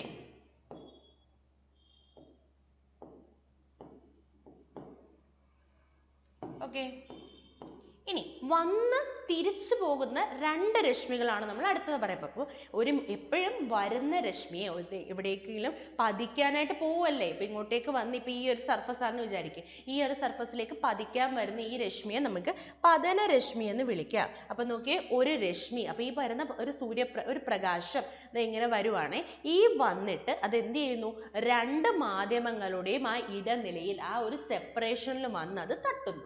അപ്പോൾ ഇത് സെപ്പറേഷനിൽ വന്ന് തട്ടുമ്പോൾ ഒരു രശ്മി എന്ത് ചെയ്യുന്നു, ഒരു രശ്മിക്ക്, അതായത് ഈ വരുന്ന രശ്മിയുടെ ഒരു ഭാഗം, ഒരു പാർട്ട് എന്ത് ചെയ്യും, റിഫ്ലക്റ്റ് ചെയ്തു പോവും. റിഫ്ലക്റ്റഡ് റേ എന്ന് പറഞ്ഞാൽ പ്രതിപതന രശ്മിയായിട്ട് പോവും. അതായത് നോക്കിയേ, ഇവിടെ ഈ ഒരു മീഡിയത്തിലേക്ക് അല്ലെങ്കിൽ ഈ ഒരു മാധ്യമത്തിലേക്ക് വരുന്ന ലൈറ്റ് ഇവരുടെ ആ ഒരു രണ്ട് സെപ്പറേഷൻ്റെ ഇടയിൽ എത്തിയപ്പോൾ അതേ മാധ്യമത്തിലേക്ക് തന്നെ എന്ത് ചെയ്തു, പ്രതിഫലിച്ചു, അല്ലെങ്കിൽ അതേ മാധ്യമത്തിലേക്ക് അതിനെ തട്ടിത്തെറിപ്പിച്ചു. അങ്ങനല്ലേ? അപ്പം ഇങ്ങനെ ഇരിക്കുന്നു, ഇങ്ങോട്ടേക്കൊരു രശ്മി വരുന്നു, ആ രശ്മി ഇത് ഒരു മീഡിയം, മുകളിലൊരു മീഡിയം, താഴെ ഒരു മീഡിയം. അപ്പോൾ ഇങ്ങനെ ഒരു പ്രകാശം വന്നു, ഈ രണ്ടിൻ്റെ സെപ്പറേഷനിൽ വരുന്നു. അപ്പോൾ സെപ്പറേഷനിൽ വരുമ്പോൾ എന്ത് ചെയ്യുന്നു, ഈ വരുന്ന പതന രശ്മിയുടെ ഒരു ഭാഗം എന്ത് ചെയ്യുന്നു, ഇപ്പോൾ ഇവിടെയുള്ള ഈ ഗ്ലാസ് സ്ലാബ് എന്ന മീഡിയം ഇതിനെ അങ്ങ് തട്ടിക്കളയുന്നു. അപ്പോൾ അത് എന്ത് ചെയ്യുന്നു, അതേ മീഡിയത്തിലേക്ക് എന്ത് ചെയ്യുന്നു, തിരിച്ചു പോകുന്നു. അങ്ങനെയല്ലേ നമ്മളിവിടെ കാണുന്നത്. ഒരു രശ്മി ഇങ്ങോട്ട് വരുന്നു,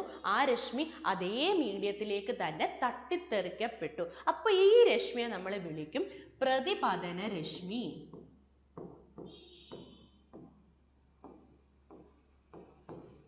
ഓക്കെ, മനസ്സിലായോ? അപ്പോൾ അത് നമുക്കൊന്ന് നോക്കാം, എന്നിട്ട് അടുത്ത പറയാം. പതനരശ്മിയുടെ ഒരു ഭാഗം തട്ടിത്തെറിച്ച് ആദ്യ മാധ്യമത്തിൽ നിന്നും വരുന്ന ഒരു പതനരശ്മി രണ്ടിൻ്റെ സെപ്പറേഷൻ ഇടയിൽ വെച്ചിട്ട് തട്ടിത്തെറിച്ചിട്ട് എന്ത് ചെയ്യുവാണ്, അത് ആദ്യത്തെ മാധ്യമത്തിലേക്ക് തന്നെ തിരിച്ചു പോകുന്നു. ഈ ഒരു പ്രതിഭാസത്തെ വിളിക്കുന്ന പേരാണ് പ്രകാശത്തിൻ്റെ പ്രതിഫലനം. പ്രകാശം പ്രതിഫലിച്ചു എന്ന് പറഞ്ഞാൽ ഒരിടത്ത് വന്ന് ഇപ്പോൾ നമ്മൾ ഈ ഒരു ഭിത്തിയിലേക്ക് നമ്മളൊരു ലൈറ്റ് അടിക്കുന്നു. അപ്പോൾ ആ ലൈറ്റ് എന്ത് ചെയ്യും, ആ ഭിത്തി ആ ലൈറ്റിനെ എന്ത് ചെയ്യും, തിരിച്ച് അതേ മീഡിയത്തിലേക്കല്ലേ, നമ്മുടെ ടോർച്ച് കൊടുക്കുന്ന ദിശയിലേക്ക് തന്നെയല്ലേ ആ പ്രകാശത്തെ തിരിച്ചയക്കുന്നത്. അപ്പോൾ അതിനെ നമുക്ക് എന്താണെന്ന് വിളിക്കാം, പ്രതിഫലനം എന്ന് വിളിക്കാം. അപ്പോൾ പതനരശ്മിക്ക് ഒന്ന് സംഭവിച്ചത് പ്രതിഫലനം. ഇനി അടുത്തത് നോക്കിയേ, ചിലപ്പം അടുത്തത് ഈ പതനരശ്മിയുടെ ഒരു ഭാഗം പ്രതിഫലിച്ച കാര്യം നമ്മൾ പറഞ്ഞു. രണ്ടാമത്തത് ഈ പതനരശ്മിയുടെ ഒരു ഭാഗം അടുത്ത മാധ്യമത്തിലേക്ക് പോയി, അല്ലേ? ഈ വന്ന പതനരശ്മി എന്ത് ചെയ്തു, അതിൻ്റെ ഒരു ഭാഗം അടുത്ത മാധ്യമത്തിലേക്ക് പോയി. പക്ഷെ നിങ്ങൾ നോക്കിയേ, ആ വന്ന അതുപോലെ തന്നെയാണോ ഈ മാധ്യമത്തിലൂടെ പോയത്? വന്നപ്പം ഈ ഒരു രീതിയിൽ വന്ന ആള്, ഇങ്ങനെ വന്നിരുന്ന ഒരാൾക്ക് എന്ത് പറ്റി, ഈ ഒരു പോയിന്റിൽ, ഈ സെപ്പറേറ്റിംഗ് പോയിന്റിൽ വെച്ച് ഈ ആൾക്ക് ചെറുതായിട്ട് എന്ത് പറ്റി, ഒരു ബെൻഡിങ് അല്ലെങ്കിൽ ഒരു വളവ് സംഭവിച്ചില്ലേ? ഇങ്ങനെ ഇരുന്ന ഒബ്ജക്റ്റ് ചെറുതായിട്ടൊന്ന് വളഞ്ഞിട്ടാണ് പോയത്. അതായത് ഇവിടെ എന്ത് പറ്റുന്നു, ഈ രണ്ട് മാധ്യമങ്ങളുടെ ഇടനിലയിൽ വെച്ചിട്ട് അല്ലെങ്കിൽ ആ ഒരു സെപ്പറേഷനിൽ വെച്ചിട്ട് എന്ത് പറ്റും, ആ വരുന്ന റേക്ക് അതിൻ്റെ പാതയ്ക്ക് ചെറുതായിട്ട് ഒരു വ്യതിയാനം സംഭവിക്കുന്നു. ആ വന്നുകൊണ്ടിരുന്ന പാതയിലല്ല അത് ഇനി തുടരുന്നത്, അത് പുതിയൊരു പാതയിലൂടെ ആയിരിക്കും പോയിക്കൊണ്ടിരിക്കുന്നത്. അപ്പോൾ ഈ ഒരു പ്രതിഭാസമാണ് റിഫ്രാക്ഷൻ. ഓക്കെ, അപവർത്തനം. അതായത് ലൈറ്റ് ഏതെങ്കിലും രണ്ട് മീഡിയത്തിൻ്റെ ഇടയിൽ അവിടെ സെപ്പറേഷൻ വെച്ച് എന്ത് പറ്റുന്നു, ഈ വരുന്ന ലൈറ്റിൻ്റെ പാതയ്ക്കൊരു വ്യതിയാനം സംഭവിക്കുന്നു. ഇതിനെ വിളിക്കുന്ന പേരാണ് റിഫ്രാക്ഷൻ അല്ലെങ്കിൽ അപവർത്തനം. അപ്പോൾ ഇത്തരത്തിലുള്ള റേയെ നമ്മൾ വിളിക്കും അപവർത്തന രശ്മി. ഓക്കെ, റിഫ്രാക്റ്റഡ് റേ അഥവാ അപവർത്തന രശ്മി. ചിലപ്പം ഇത് ഇച്ചിരിയും കൂടെ ഇങ്ങനെ വരാം, അല്ലെങ്കിൽ ഇച്ചിരിയും കൂടെ അകന്നു പോവാം. ഓക്കെ, ഈ പാതയിൽ പോകത്തില്ല, അതേ പാതയിൽ അത് തിരിച്ചു പോവില്ല, ചിലപ്പോൾ ഇച്ചിരിയും കൂടി ഇങ്ങനെയും പോകാം. അത് രണ്ട് രീതിയിലുള്ളതൊക്കെ നമ്മൾ റിഫ്രാക്ഷൻ പഠിക്കുമ്പോൾ പറയും. ഇനി നമുക്ക് ഒരു കാര്യം കൂടി നോക്കണം. ഇവിടെ നോക്കിയേ, ഈ വന്ന് പതിക്കുന്നതിനെ നമ്മൾ വിളിക്കും പോയിന്റ് ഓഫ് ഇൻസിഡൻസ് അല്ലെങ്കിൽ പതന ബിന്ദു അഥവാ പോയിന്റ് ഓഫ് ഇൻസിഡൻസ്. ഏത് ബിന്ദുവിലാണോ ഇത് വന്ന് തട്ടുന്നത് അല്ലെങ്കിൽ പതിക്കുന്ന ആ ഒരു പോയിന്റ് ഇല്ലേ, അതിനെ വിളിക്കുന്ന പേരാണ് പതന ബിന്ദു അഥവാ പോയിന്റ് ഓഫ് ഇൻസിഡൻസ്. ഓക്കെ, അപ്പോൾ ഇത് മനസ്സിലായോ? നമുക്ക് അടുത്ത പോയിന്റ് നോക്കാം ഒന്നുകൂടെ. പതനരശ്മിയുടെ ഒരു ഭാഗം രണ്ടാമത്തെ മാധ്യമത്തിലേക്ക് സഞ്ചരിക്കുന്നു അല്ലേ? രണ്ടാമത്തെ കേസിൽ നമ്മൾ പഠിച്ചു ആദ്യത്തെ മാധ്യമത്തിൽ നിന്ന് വന്ന ആൾ രണ്ടാമത്തെ മാധ്യമത്തിലേക്ക് സഞ്ചരിച്ചു. പക്ഷെ എന്ത് പറ്റി? അതിൻ്റെ ദിശയ്ക്ക് ചെറുതായിട്ട് ഒരു മാറ്റം പറ്റി. ഇങ്ങനെ വന്ന ആൾ ചെറുതായിട്ടൊന്ന് മാറി, അതിൻ്റെ സഞ്ചാരപാതയ്ക്ക് ചെറിയൊരു വ്യതിചലനം സംഭവിച്ചു. ഈ പ്രതിഭാസമാണ് പ്രകാശത്തിൻ്റെ അപവർത്തനം. ഓക്കെ, ഇനി ഒരു കാര്യവും കൂടെ സംഭവിക്കും. പക്ഷെ നമ്മുടെ ഫിഗറിൽ കാണാൻ പറ്റില്ല. നമ്മൾ നോക്കിയാൽ ഈ ഫിഗറിൽ നമുക്ക് കാണാൻ പറ്റുന്നില്ലല്ലോ. ഈ രണ്ട് പ്രതിഭാസമല്ലേ നമുക്ക് കാണാൻ പറ്റുന്നു. വരുന്ന ഒരു ഇൻസിഡന്റ് റേയുടെ ഒരു ഭാഗം അതേ മാധ്യമത്തിലേക്ക് പ്രതിഫലിക്കുന്നു. അതാണ് പ്രതിഫലനം. അതുവഴി ഉണ്ടാവുന്ന രശ്മിയാണ് പ്രതിപതന രശ്മി. ഓക്കെ, അടുത്തത് നോക്കിയേ. ഒരു മീഡിയത്തിൽ ഈ വരുന്ന പതനരശ്മിയുടെ ഒരു ഭാഗം അടുത്ത മാധ്യമത്തിലേക്ക് കടക്കുന്നു. പക്ഷെ കടക്കുമ്പോൾ അതിൻ്റെ ദിശയ്ക്ക് അല്ലെങ്കിൽ ആ സഞ്ചാരപാതയ്ക്ക് ഒരു മാറ്റം സംഭവിക്കുന്നു. ഈ ഒരു പ്രതിഭാസമാണ് അപവർത്തനം. ഈ റേയെ നമ്മൾ വിളിക്കും അപവർത്തന രശ്മി. ഇത് രണ്ടുപേരെയും നമുക്ക് കാണാൻ പറ്റുന്നുള്ളൂ. മൂന്നാമതൊരു കാര്യവും നടക്കുന്നുണ്ട്. ഈ വരുന്ന പതനരശ്മിയുടെ ബാക്കിയുള്ള അവശേഷിക്കുന്ന ഭാഗം ഈ രണ്ടാമത്തെ മാധ്യമം അങ്ങ് ആഗിരണം ചെയ്യും. അതായത് ഇങ്ങോട്ട് വരുന്ന ഈ രശ്മിയുടെ കേസിൽ ഈ നമ്മുടെ ഗ്ലാസ് സ്ലാബില്ലേ, അതല്ലേ നമ്മുടെ രണ്ടാമത്തെ മാധ്യമം ഇനി ബാലൻസ് വരുന്ന പതനരശ്മിയെ പൂർണ്ണമായിട്ടും അങ്ങ് ആഗിരണം ചെയ്യും, അബ്സോർബ് ചെയ്യും. അപ്പോൾ ഈ ഒരു ഫിനോമിനയെ നമ്മൾ പറയുന്നത് ലൈറ്റിൻ്റെ അബ്സോർപ്ഷൻ അല്ലെങ്കിൽ പ്രകാശത്തിൻ്റെ ആഗിരണം എന്നാണ് പറയുന്നത് കേട്ടോ. ലൈറ്റ് അബ്സോർപ്ഷൻ അല്ലെ അബ്സോർപ്ഷൻ ഓഫ് ലൈറ്റ് എന്ന് പറയും. ഓക്കെ,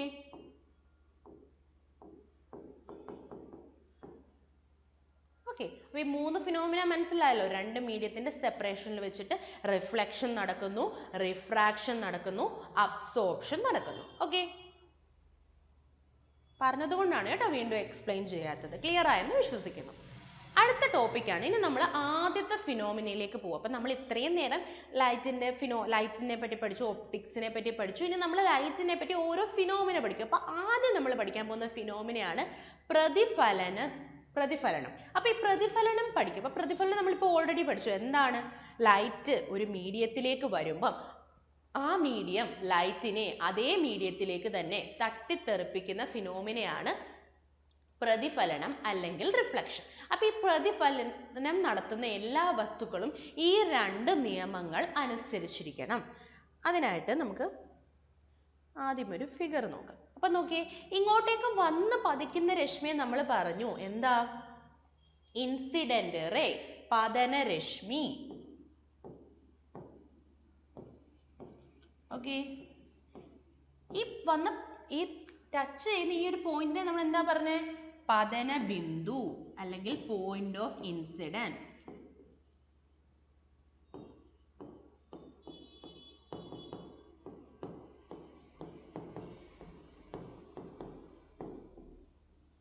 ഓക്കെ, ഇനി തട്ടിത്തെറിച്ചു പോകുന്ന രശ്മി നമ്മൾ എന്തെന്നാ പറഞ്ഞേ? പ്രതിപതന രശ്മി. ഓക്കെ, ഇനി നമ്മൾ നോക്കിയേ, ഈ പതിക്കുന്ന അതായത് ഈ പതന ബിന്ദുവിൽ നിന്ന് നിങ്ങൾ കാണുന്നില്ലേ ഒരു ഡോട്ട് ഇട്ടൊരു ലൈൻ നിങ്ങൾ കാണുന്നില്ലേ? അതായത് നമ്മൾ ഈ പതന ബിന്ദുവിൽ നിന്നും ഒരു 90 ഡിഗ്രി ഒരു ലംബം അല്ലെങ്കിൽ പെർപെൻഡിക്കുലർ ഈ ഒരു പോയിന്റിൽ നിന്ന് നിങ്ങളിപ്പോൾ ഒരു പ്രൊട്രാക്ടർ എടുത്താലും ഒരു ലംബം വരയ്ക്കുന്നത്. ലംബം വരയ്ക്കുക എന്ന് പറഞ്ഞാൽ നമ്മൾ 90 ഡിഗ്രിയിലല്ലേ പോയിന്റ് ഇടുന്നത്. അപ്പോൾ ഈ ഒരു പതന ബിന്ദുവിൽ നിന്നുമുള്ള ലംബം, അതായത് ലംബം എപ്പോഴും എന്ത് ചെയ്യും? അതായത് ഇവിടെ നമ്മളൊരു പ്രൊട്രാക്ടർ വെച്ചാൽ ഇത് ഈ പോയിന്റിൽ നിന്ന് 90 വരുന്ന പോയിന്റ്, പ്രൊട്രാക്ടറിൽ 90 കാണിക്കുമല്ലോ, അങ്ങോട്ടേക്ക് ഇവിടെ നമ്മളൊരു ലൈൻ ഇങ്ങനെ ഡോട്ട് ഇട്ട് വരച്ചാൽ നമുക്ക് കിട്ടുന്നതിനെ നമ്മൾ വിളിക്കും ലംബം അല്ലെങ്കിൽ നോർമൽ. മനസ്സിലായോ? പതന ബിന്ദുവിൽ നിന്ന് നമ്മൾ വരയ്ക്കുന്ന പെർപെൻഡിക്കുലർ ആയിട്ടുള്ള ദൂരത്തെ നമ്മൾ വിളിക്കുന്ന പേരാണ് ലംബം. ഓക്കെ, പതന ബിന്ദുവിൽ ഉണ്ടാകുന്ന ലംബം എന്ന് പറഞ്ഞാൽ പതന ബിന്ദുവിൽ നമ്മൾ വരയ്ക്കുന്ന പെർപെൻഡിക്കുലർ ആയിട്ട് വരയ്ക്കുന്ന രേഖയെ നമ്മൾ പറയുന്ന പേരാണ് ലംബം അഥവാ നോർമൽ. ഇപ്പോൾ ഈ നോർമൽ എപ്പോഴും നമ്മൾ വരയ്ക്കണം, അല്ലെങ്കിൽ ലംബം വരച്ചാലേ നമുക്ക് ഈ ലോസ് ഓഫ് റിഫ്ലക്ഷൻ അല്ലെങ്കിൽ പ്രതിഫലന നിയമങ്ങൾ ക്ലിയർ ആയിട്ട് പറയാൻ പറ്റും. അപ്പോൾ നമ്മൾ നോക്കിയാൽ ലംബത്തിനെ അടിസ്ഥാനപ്പെടുത്തി എങ്ങനെ പറയാമെന്ന് നോക്കാം. ഈ വരുന്ന പതനരശ്മിക്കും ഈ ലംബത്തിനും ഇടയിൽ ഉണ്ടാവുന്ന ആംഗിളിനെ വിളിക്കുന്ന പേരാണ് ആംഗിൾ ഓഫ് ഇൻസിഡൻസ് അല്ലെങ്കിൽ പതനകോൺ. ഓക്കെ, ആംഗിൾ ഓഫ് ഇൻസിഡൻസ് അല്ലെങ്കിൽ പതനകോൺ. ആംഗിൾ ഓഫ് ഇൻസിഡൻസിനെ നമുക്ക് I കൊണ്ട് റെപ്രസെന്റ് ചെയ്യാം. ഓക്കെ. ഇനി ഈ നോർമൽ അല്ലെങ്കിൽ ലംബവും നോർമലും റിഫ്ലക്റ്റഡ് റേയും കൂടെ മേക്ക് ചെയ്യുന്ന ആംഗിളിനെ നമ്മൾ വിളിക്കും ആംഗിൾ ഓഫ് റിഫ്ലക്ഷൻ. അതായത് ലംബവും പ്രതിപതന രശ്മിയും കൂടെ മേക്ക് ചെയ്യുന്ന ആംഗിളാണ് പ്രതിപതന കോൺ. ഓക്കെ. പ്രതിപതന കോണിനെ നമ്മൾ 6 കൊണ്ട് റെപ്രസെന്റ് ചെയ്യും. ഓക്കെ. ആംഗിൾ ഓഫ് ഇൻസിഡൻസ് പതന കോൺ. പതന രശ്മിയും നോർമലും ലംബവുമായിട്ട് മേക്ക് ചെയ്യുന്ന ആംഗിളാണ് പതന കോൺ. ഇനി ലംബവും പ്രതിപതന രശ്മിയുമായിട്ട് അല്ലെങ്കിൽ നോർമലും റിഫ്ലക്റ്റഡ് റേയുമായിട്ട് മേക്ക് ചെയ്യുന്ന ആംഗിളാണ് ആംഗിൾ ഓഫ് റിഫ്ലക്ഷൻ. അപ്പോൾ ഏതൊരു എക്സ്പെരിമെന്റ് ചെയ്താലും ആംഗിൾ ഓഫ് ഇൻസിഡൻസും ആംഗിൾ ഓഫ് റിഫ്ലക്ഷനും ഈക്വൽ ആയിരിക്കും. അതായത് പതന കോണും പ്രതിപതന കോണും ഈക്വൽ ആയിരിക്കും. ഇപ്പം നമ്മൾ ചെയ്യുമ്പോൾ നമുക്ക് ഒരു പതന കോൺ 40 ഡിഗ്രി കിട്ടിയെന്ന് വിചാരിക്കാം. അപ്പോൾ ഉറപ്പായിട്ടും പ്രതിപതന കോൺ നമ്മൾ കണ്ടുപിടിച്ചില്ലെങ്കിലും നമുക്ക് മനസ്സിലാവും രണ്ടും ഈക്വൽ ആണ്, 40 ഡിഗ്രി. ഓക്കെ. അങ്ങനെ ക്വസ്റ്റ്യൻ ചോദിച്ചിട്ടുണ്ട് കേട്ടോ. ചിലപ്പോൾ നമുക്ക് വളരെ ഈസി ആയിട്ടുള്ള ക്വസ്റ്റ്യൻസും ചിലപ്പോൾ ചോദിക്കാം, അല്ലെങ്കിൽ ട്രിക്കി ക്വസ്റ്റ്യൻസ് നമ്മളോട് കയറി ചോദിക്കാം. ഇപ്പോൾ കഴിഞ്ഞ UPയുടെ എക്സാം നിങ്ങൾ നോക്കിയാൽ മതി. വളരെ ഫിസിക്സൊക്കെ വളരെ ഈസി ക്വസ്റ്റ്യൻസ് ആണ് കയറി ചോദിച്ചത്. പക്ഷേ അതൊക്കെ ഇച്ചിരി ട്രിക്കി ആയിരുന്നു. 1 യൂണിറ്റ് ഒക്കെ കയറി ചോദിച്ചില്ലേ, അപ്പോൾ ട്രിക്കി ആയിട്ടും ചോദിക്കുക. അപ്പോൾ ചിലപ്പം നമ്മൾ അയ്യോ ഇതെന്താ അങ്ങനെ ഒരു ക്വസ്റ്റ്യൻ വരാൻ ചാൻസ് ഇല്ലല്ലോ, ഇത്രയ്ക്ക് സിമ്പിളായിട്ട് PSC ചോദിക്കുമോ എന്നൊക്കെ വിചാരിച്ച് പലരും റോങ് ആയിട്ട് എഴുതുന്നുണ്ട്. അപ്പോൾ നമ്മൾ കൃത്യമായിട്ട് ആലോചിക്കുക. ഒന്ന് ആലോചിച്ച് നോക്കിയേ. ഇനി നമ്മളോട് ചോദിക്കുകയാണ്, ഇപ്പോൾ ഒരിടത്ത് മേക്ക് ചെയ്യുന്ന ആംഗിൾ ഓഫ് ഇൻസിഡൻസ് പതന കോൺ 45 ഡിഗ്രി ആണെങ്കിൽ പ്രതിപതന കോൺ എത്രയായിരിക്കും? പ്രതിപതന കോൺ എത്ര ആയിരിക്കും? 45 ഡിഗ്രി തന്നെ ആയിരിക്കും. അതാണ് ആദ്യത്തെ നിയമം. പതന രശ്മി രണ്ടാമത്തെ നിയമമാണ്. പ്രതിപതനത്തിലെ പ്രതിപതന കോണും പതന കോണും സമമാണ്. അപ്പം നമ്മൾ ഈ കോണുകൾ എന്താണെന്ന് കൊടുത്തിട്ടുണ്ട്. പതന കോണെന്ന് വെച്ചാൽ പതന രശ്മിക്കും ലംബത്തിനും ഇടയിലുള്ള കോണളവാണ്. പ്രതിപതന കോൺ എന്നാൽ ലംബത്തിനും പ്രതിപതന രശ്മിക്കും ഇടയിലുള്ള കോണളവാണ്. അപ്പോൾ എപ്പോഴും ഈ ആംഗിൾ ഓഫ് ഇൻസിഡൻസും ആംഗിൾ ഓഫ് റിഫ്ലക്ഷൻ, ആംഗിൾ ആയതുകൊണ്ട് ഒരു ഐ കൊടുക്കുക, ആംഗിൾ കൊടുക്കുക. ആംഗിളിൻ്റെ സിമ്പിളാണ് ഇങ്ങനെ കേട്ടോ. I എന്ന് പറയുന്നത് ആംഗിൾ ഓഫ് ഇൻസിഡൻസ് അല്ലെങ്കിൽ പതന കോൺ. R എന്ന് പറയുന്നത് ആംഗിൾ ഓഫ് റിഫ്ലക്ഷൻ അല്ലെങ്കിൽ പ്രതിപതന കോൺ. അത് എപ്പോഴും ഈക്വൽ ആയിരിക്കും. ഓക്കെ. ഇനി ആദ്യത്തെ നോക്കിയേ. പതന രശ്മി, പ്രതിപതന രശ്മി, പതന ബിന്ദുവിൽ നിന്നുമുള്ള ലംബം ഇവയെല്ലാം ഒരേ തലത്തിലാണ്. അപ്പം നോക്കിയേ, പതന രശ്മി, പ്രതിപതന രശ്മി, അവിടുത്തെ ലംബം. അന്നേരം ഏതൊക്കെയാണ് പറഞ്ഞേക്കുന്നത്? Incident ray, reflected ray, normal. ഇതെല്ലാം ഒരു തലത്തിലായിരിക്കും. ഒരു തലം എന്ന് വെച്ചാൽ ഒരു പ്ലെയിൻ. അപ്പം നിങ്ങൾ നോക്കിയേ, ഇവരെല്ലാം ഈ മുകളിലുള്ള ഈ ഒരു പ്ലെയിനിലല്ലേ നിൽക്കുന്നത്? ഓക്കെ. അല്ലാതെ ഇവർ രണ്ടും ഒരു പ്ലെയിൻ ഇതുപോലെ താഴോട്ട് വല്ലതാണോ നിന്നത്? അല്ലല്ലോ. ഇത് 3 നോക്കിയാലും നമ്മളൊരു പ്ലെയിൻ എടുത്ത് നോക്കിയാൽ ഇവ 3ഉം ഒരു പ്ലെയിനിൽ തന്നെയാണ് വരുന്നത്. അതായത് ഇൻസിഡൻറ്റ് റേ, റിഫ്ലക്റ്റഡ് റേ, അതുപോലെ നോർമൽ എപ്പോഴും ഒരു പ്ലെയിനിലായിരിക്കും. അല്ലെങ്കിൽ പതന രശ്മി, പ്രതിപതന രശ്മി, അവിടെ നിന്ന് നമ്മൾ വരയ്ക്കുന്ന ലംബം ഒരു തലത്തിലായിരിക്കും. അപ്പം ഇത് രണ്ടുമാണ് പ്രതിഫലന നിയമങ്ങളായിട്ട് നമ്മൾ പറഞ്ഞത്. ഓക്കെ. പ്രതിപതനവും പ്രതിഫലനം എന്ന് രണ്ടും പറയുന്നുണ്ട് കേട്ടോ. രണ്ടും സെയിം തന്നെയാണ്.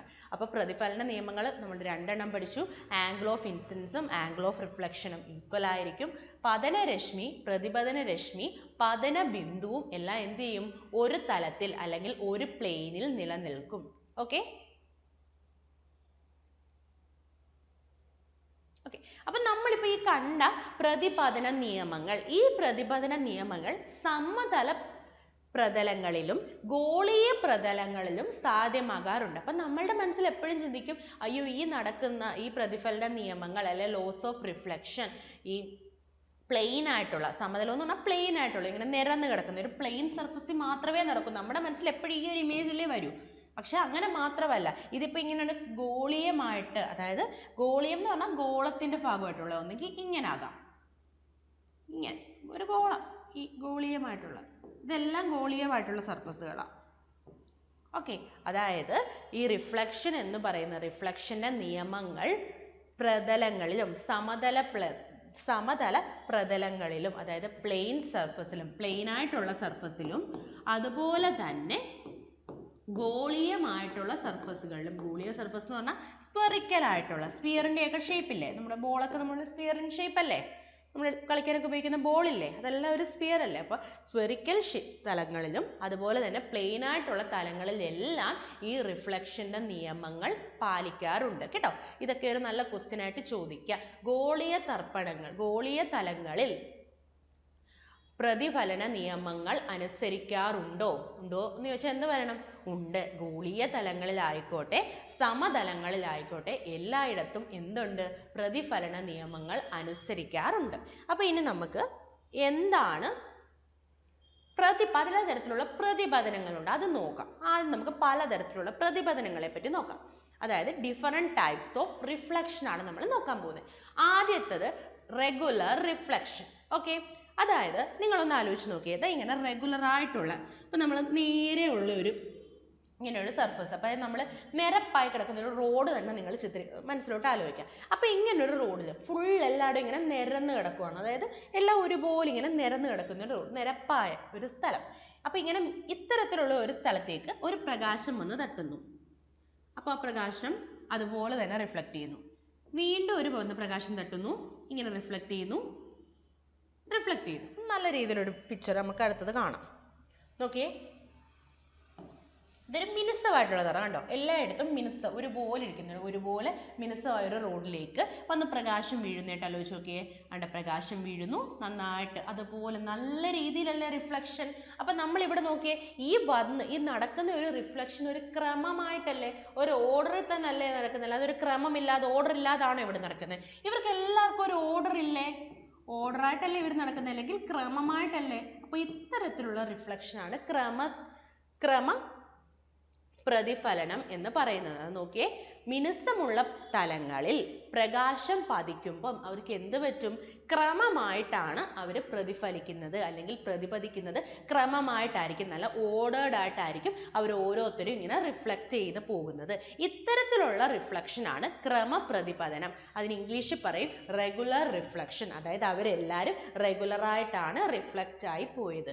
ഓക്കെ, ഇനി നോക്കിയേ, ക്രമമല്ലാത്ത, അതായത് നമ്മൾ ഈ മിനുസമായിട്ടുള്ള പ്രതലങ്ങളില്ലേ, അതായത് മിനുസമായിട്ടുള്ള നമ്മൾ ഏത് പ്രതലം നോക്കിയാലും അത് ഇങ്ങനെയൊക്കെയല്ലേ മിനുസമായിട്ടുള്ള. നമ്മളിപ്പോൾ ഒരു തറ നോക്കിയാൽ അതെല്ലാം സ്ട്രെയിറ്റ് അല്ലല്ലോ, അതിനകത്ത് കുണ്ടും കുഴി അങ്ങനെയൊന്നും ഇല്ലല്ലോ. അവർ ഒരുപോലെ ഒരു സ്ട്രെയിറ്റ് ആയിട്ടായിരിക്കുമല്ലോ ഇരിക്കുന്നത്. അപ്പോൾ ഇവിടെയും ഒന്ന് ലൈറ്റ് ഇങ്ങനെ തട്ടുമ്പോൾ അവരും റെഗുലറായിട്ട് തന്നെ അല്ലെ ക്രമമായിട്ടായിരിക്കും അവരും റിഫ്ലക്റ്റ് ചെയ്യുന്നത്. ഇനി അടുത്ത കേസ് നോക്കിയേ, ഒരു മിനുസം അല്ലാത്ത, അല്ലെങ്കിൽ ഇങ്ങനെയൊക്കെ നിറയെ ഇറഗുലാരിറ്റി ഉള്ള, അല്ലെങ്കിൽ കുണ്ടും കുഴിയൊക്കെ ഉള്ള ഇങ്ങനൊരു സർഫസിലേക്ക് ലൈറ്റ് വന്ന് വീഴുന്നു. അപ്പോൾ അത് നോക്കിയേ, ആദ്യത്തെ ലൈറ്റ് ഇങ്ങോട്ട് റിഫ്ലക്റ്റ് ചെയ്യുന്നു, അടുത്തത് ഇങ്ങോട്ട്. ഇവർക്ക് എന്തെങ്കിലും ക്രമമുണ്ടോ? ഇല്ല, ഇവർക്ക് ഒരു ക്രമമില്ല. ഓർഡർലെസ് ആണ്, അല്ലെങ്കിൽ ക്രമരഹിതമാണ് എന്ന് നമുക്ക് പറഞ്ഞുകൂടെ?